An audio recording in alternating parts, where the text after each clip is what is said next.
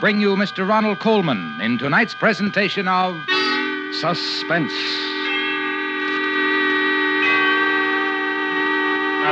Tonight brings you the story of a mind reader who discovers his nightclub act is not a fake, a vision of death.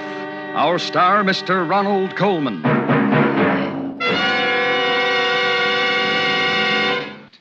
And now, A Vision of Death, starring Mr. Ronald Colman, hoping once again to keep you in suspense.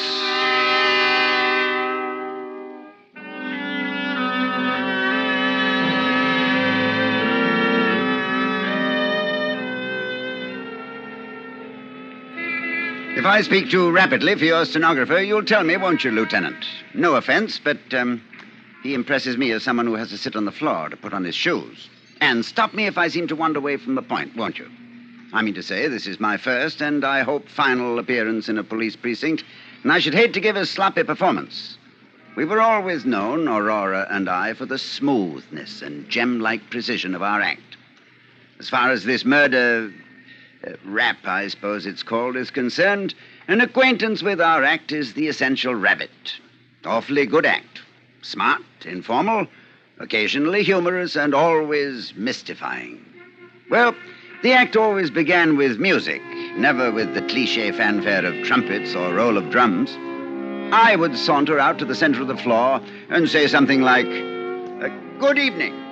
You are about to witness an exhibition of mental telepathy. Ladies and gentlemen, may I introduce Aurora, my wife?" They never failed to give her a hand. What would they applaud? Why, the vision she presented as she came toward me. There has never been anyone as lovely as Aurora, the most beautiful flesh in the profession. Now, Aurora, would you care to tell the audience, or shall I? You tell them, Judd, while I tie the blindfold across my eyes. Ladies and gentlemen, all mind readers employ a gimmick. A gimmick is a trick, a device. For example, when the mind reader, threading his way through the audience, says to the mind reader sitting blindfolded on the stage, "A lady has given me a small object which I now hold in my hand. What is it?" And the mind reader sitting blindfolded replies, "A silver coin." The answer has not come through mind reading. No, it has come through the gimmick. A cue or signal communicated through the very question itself. But we don't do that. We do not. You will notice, ladies and gentlemen, that I never speak to Aurora at all. Now, are you ready, Rory? Ready, Judd? Here we go, then. Now, you, sir, you have something? Good. Concentrate upon it like a good chap. And the you, gentleman holds a coin in his hand. It's a Mexican peso bearing the date 1892. Oh, that's very clever of you, madam. I'll be surprised if she gets this one. The now, how about lady you? holds in her hand her other hand.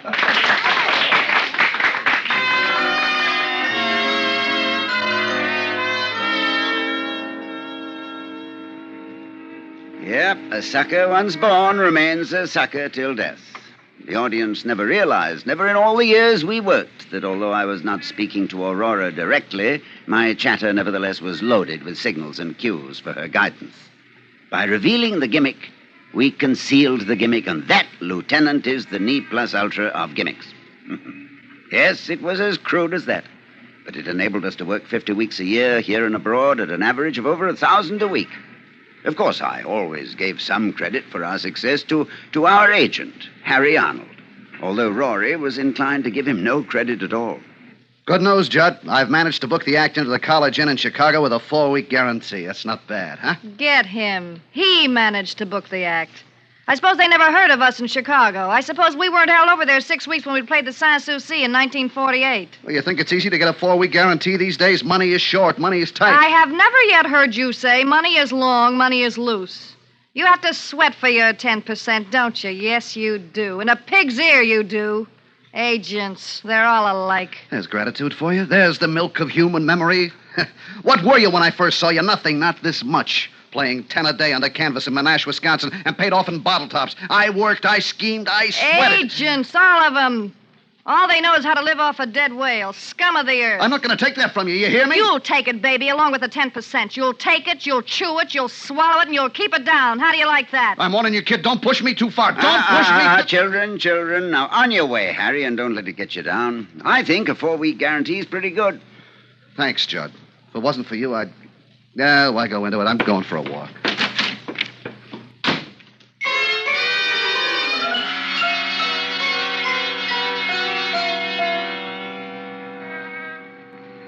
But aside from these altercations between Rory and Harry, it was smooth sailing.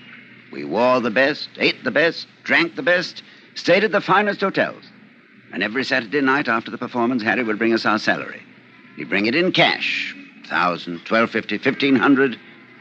I've the old performer's distrust of checks. Been given too many with a high latex content. Anyway, life couldn't have been more placid. And then, one evening, about 5 weeks ago, soon after we opened at the Grove here in town, a frightening thing occurred. We'd just begun the act, and I was out in the audience. You will notice, ladies and gentlemen, that I never speak to Aurora at all. Now, are you ready, Rory? Ready, Judd? Here we go, then. Now, you, madam, The lady you have holds in her hand a compact. It is platinum. It bears her initials, R.C. You, sir, The have you... gentleman is holding an engagement ring. In it are 3 small diamonds. Miss, what would you... The young lady is holding... It's a small cameo brooch. Rory! Maurice, music! I picked Rory up from the floor and hurried with her to our dressing room, almost beside myself with anxiety. I placed her on the couch, dampened a towel, and put it on her forehead and began to chafe her wrists. Rory, honey, Rory. Judd. I'm here, Rory. Are you all right? I guess so. I don't know what happened. Well, you fainted away. Try to remember what happened. I felt funny. I don't remember. No, try, Rory, try. Try to remember. It's important. I can't. Why is it important? You don't know? Rory, you don't know? You were calling out the answers before I even had a chance to give you the cues.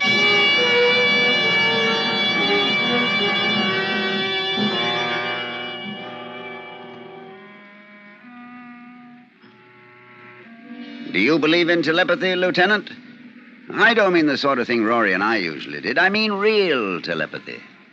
I never did either until that night. I don't mind telling you I was badly shaken. I mean, after all, I knew we'd been using a gimmick, and suddenly it began to happen without the gimmick. Scared us to death. We didn't know what we were getting into, but we went on with the act. And in my mind, I began to search about for the answer. I found it, of course. You'll find a gimmick in almost everything, if you look hard enough. I've got it, Rory. We worked together so long that you know what I'm about to say before I say it. From my inflection, my pauses, even my movements. You see? Oh, Judd, that has to be it. Oh, this is marvelous. When Harry gets back, I'll tell him about it. And if I last till tomorrow, we can ask the management for more dough. As soon as he gets back, next Thursday. Tonight. How much more should we ask for? Tonight? What made you say tonight? Well, I don't know. Well, you were there when he told me he'd be in Palm Springs till Thursday. What made you say tonight? I don't know. What difference does it make? Stop picking on me. So I made a mistake, so what? I don't see how you can make such a mistake, that's all. Oh, Judd, leave me alone. I've been worried half crazy about really being able to read your mind. I've been under a strain.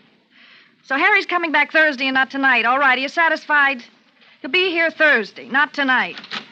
You Judson Stone, mister? This dressing room, eh? Yeah, what is it? Telegram, sign here.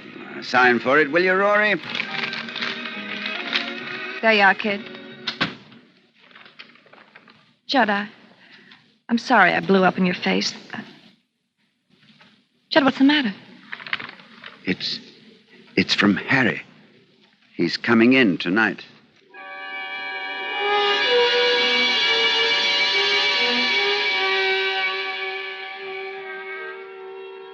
And he did, too, Lieutenant. Rory was so upset by it she couldn't go on at all that evening. She had no explanation for how she knew, none whatsoever. I don't know, Jed. I just don't know. My mind seemed to go blank. I seemed to hear a voice whisper in my ear, Harry Arnold will be with you tonight. That's all. When we got back to our suite at the hotel, Harry was there, waiting for us. What happened? Well, what happened? You both look like ghosts. Look, Harry, I'll tell you some other time. Leave us alone, will you? All right, I'm going. I just came to wish you a happy birthday and to give you this. Birthday? Oh, thanks, Harry. Thanks. What is it? Well, open it, why don't you? It's a bathrobe. A red silk bathrobe. With your initials. That's right, it's a red... How does she know? How do you know? Get out of here! Get out of here! Judd, make him get out of here! I won't be talked to like that. I don't care who she is. I won't be talked to Now, like that. Harry, shut up. For heaven's sake, shut up and go away. Leave us alone. Go. Get out. Get out. You too, Judd? She's got you talking against me, too? All right, I'm going.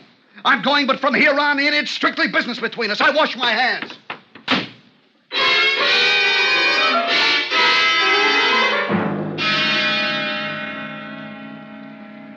He kept his word, Lieutenant. From that time on, he kept himself to himself. And I was prepared to let it go at that, much as I liked Harry. Until the night I was awakened by Rory, moaning in her sleep. No. No, please, no. No. Rory, wake up. You're having a bad dream, Rory. No.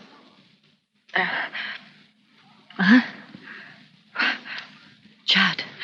Shh. It's all right. I'm here. Oh, Judd. What, Rory? The voice. Whispering again? Yes. Oh, Judd. What? He's going to kill me. Harry Arnold is going to kill me.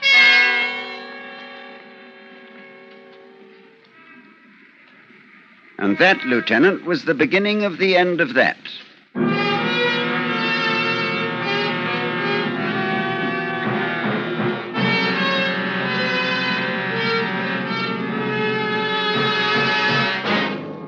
Tis bringing you Mr. Ronald Colman in A Vision of Death.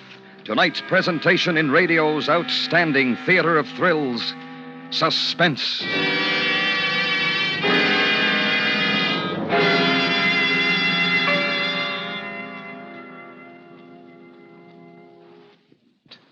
And now, it brings back to our Hollywood soundstage Mr. Ronald Colman in Elliot Lewis's production of A Vision of Death, a tale well calculated to keep you in suspense.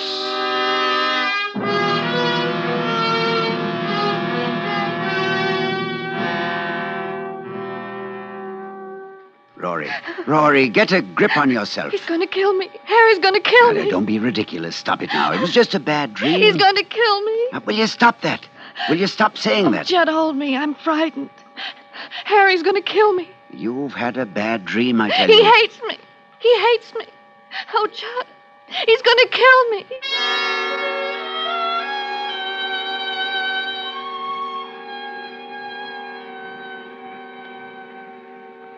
I'm a rational man, Lieutenant.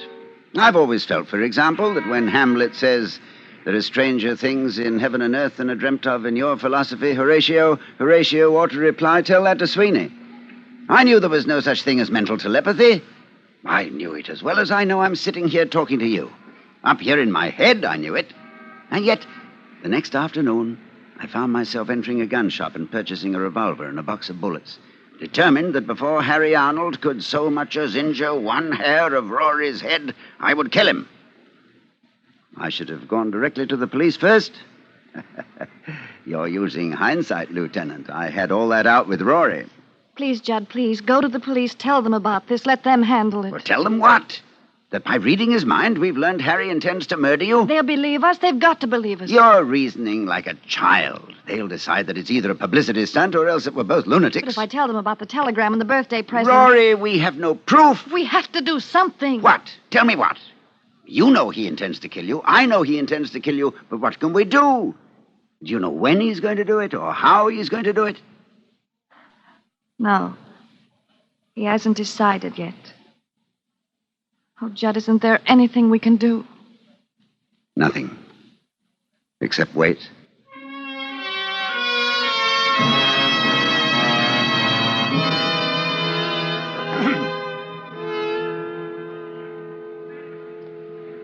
I reacted to the waiting as you might expect, Lieutenant. Sleeplessness, loss of appetite, growing irritability. I flared up at everyone. Waiters, chambermaids, elevator boys, the manager of the club.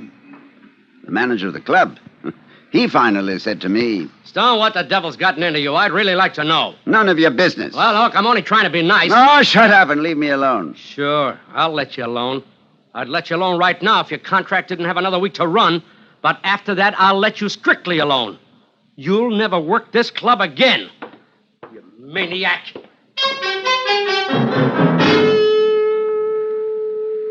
I began to drink quite heavily, quite noticeably.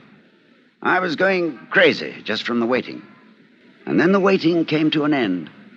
It was around 3 a.m. I was sitting up in bed, in the dark, smoking, when Rory opened her eyes and said, Judd, Yes, the voice. yes. He's going to kill me here. Right here in this room. Rory. Saturday. This Saturday. At midnight. Oh, Judd. Oh, Rory, sweetheart. He's going to shoot me. He has a gun. He's going to shoot me. He's going to get you downstairs in the manager's office at the club. And while you're there, he's going to come up here. No, Rory, listen to me. I want you to listen to me. You're mistaken, do you understand? You've been having another bad dream, and that's all there is to it. No, Judd, I swear it. He just thought of it. Just this minute. He's standing in a bar. Standing there all by himself, drinking. And he's just this minute decided. You're making it up. Judd, no. It's the bar over at the Tuscany Hotel. I see it so clear. Oh, you're wrong. You're wrong. I'll prove you're wrong. Desk. Get me the bar at the Tuscany, will you? Over on Sunset? 1 moment, please. You'll see, Rory. He's not there at all. You'll see it's just a dream. Just a bad dream. Tuscany Cocktail Lounge. Hello, is Harry Arnold there at the bar? Harry Arnold? No, I'm sorry, he's not. He's not? You sure of that? I'm sure. He was here all evening, left about a minute ago. I said goodnight to him myself. Want me to have...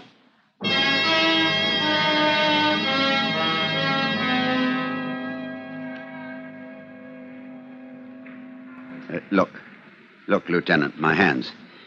It's just the memory of how I felt at that moment and my hands begin to tremble again. Amazing, isn't it? Now, that was last Thursday night, or rather Friday morning. Towards daybreak, Rory sobbed herself to sleep, but I was restless. I got dressed and went downstairs and got into my car. The long drive has always relaxed me. But when I got behind the wheel, I don't know what it was, possibly the fresh air, but all at once I felt as though I couldn't keep my eyes open for another moment. Simply had to have some sleep. So I crawled into the back seat, curled myself up in one corner, pulled the rug over me, and went out like a light. I was awakened around noon by the sound of voices. Don't smile at me, you idiot. They may see us. Look businesslike. Where is he? I don't know. Since he hasn't got the car, he must be out walking. Did he fall for it last night? Just like he fell for all the rest of it. The red bathrobe, stooges you planted in the audience. He even phoned the bar just after you left. Oh, I timed it beautifully. Satin skin. I can hardly keep away from... After tomorrow night, we'll have all the time in the world for each other, Harry. You bought the whole story, that it's going to happen at midnight? Tomorrow, your place? Every word. Just do what you have to do now. Remember to come to the dressing room before the 8 o'clock show. Tell him you've set up a meeting with Stamper, the manager, in Stamper's office at 12. Yeah, I want them to shake hands and be friends again, I'll tell them. Yes, and don't forget, when you come to our door at midnight, keep talking to the elevator boy. Don't let him go, whatever you do. You want him to testify with self-defense. Don't worry. I won't forget a thing. You'll handle all the rest of it? Just leave it to me. I mean about his gun. That's pretty important, you know. Don't worry. It'll misfire.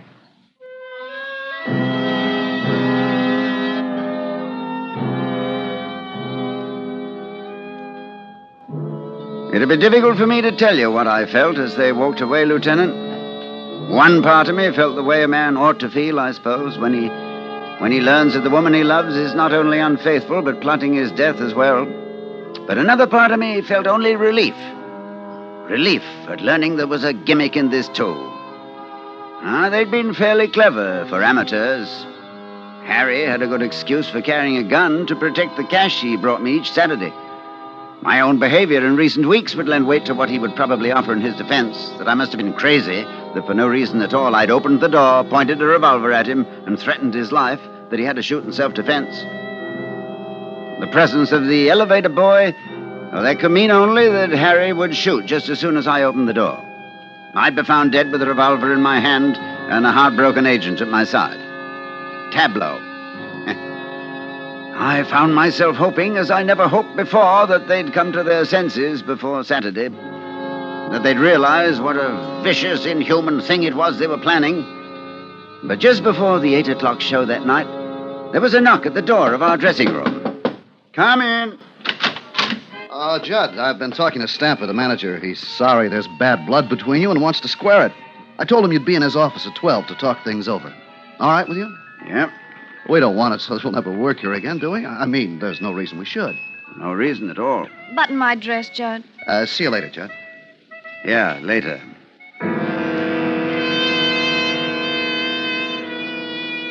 We did the show and then went up to our suite. I convinced Rory that I should meet Harry alone, and then I helped her pack a small overnight bag. I loaded the revolver, and then there was nothing to do but wait. The minutes passed. 9 o'clock, 10, 10:30, and I waited. Judd, Yes? it doesn't seem right to leave you here alone. Harry might... No, you go. Things might not turn out as I planned. I might not be able to stop him.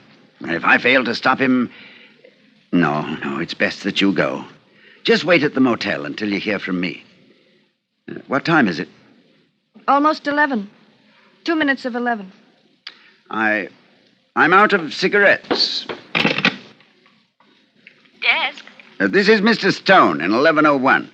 Please send up a carton of players, will you? Right away, Mr. Stone. I want you to go now, Rory. Judd, let me call the police, please. It'd be useless. We've gone into it, and it would be useless. Well, then come with me. He won't find anybody here. And he'd choose another place, another time. Now, here's your valise. You have your gun? In my pocket. You won't take any chances. I don't know what I'd do if you were hurt. I won't take any chances. Now, let me help you on with your coat. Oh, Judd, I love you so. Yeah, I know. And I love you, Rory. I really do, you know. You ready? Yes. 11 o'clock. He'll be here in an hour. Yeah. Go now, Rory. Kiss me goodbye. Judd. Oh, the cigarettes. Get them, will you, darling, while I find change?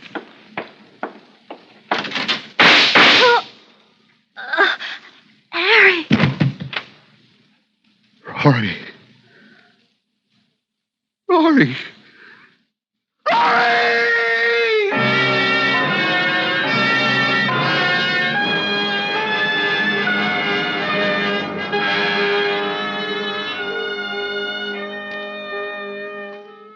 I shall always remember the look on Harry's face, Lieutenant, as she sank to the floor. They'd concocted a bad dream between them, and it had come true. I'll bet he still doesn't know how it happened. If you pass his cell, you might tell him. Just whisper the word gimmick into his ear. Yeah, that's what I said, gimmick. I gimmicked the clock while Rory was dressing, set it back a full hour. It was 11 to her, but 12 to him.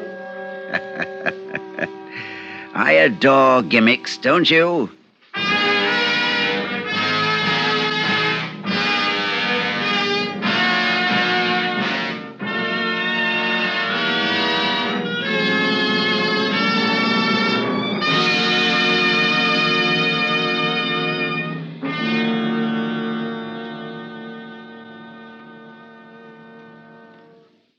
Suspense. Tonight's star, Mr. Ronald Colman. This is Harlow Wilcox, and bringing back our distinguished star, Mr. Colman. Thank you, Harlow. You know, it's been over 2 years since I last played in Autolite's Theater of Thrills. But I've listened to Suspense attain new dramatic heights this season, with such exciting fare as Edwin Drood and, of course, Othello. Harlow, my congratulations to our producer-director, Elliot Lewis, for magnificent radio entertainment. Thank you, Mr. Colman. Next week, Suspense. Suspense is produced and directed by Elliot Lewis, with music composed by Lucian Morowick and conducted by Lud Bluskin. A Vision of Death was adapted for Suspense by Walter Brown Newman from the original story by Jerry Hausner. In tonight's story, Mary Jane Croft was heard as Aurora. Featured in the cast were Hy Averback, Benny Rubin, Julie Bennett, and Charles Calvert. This is the CBS Radio Network.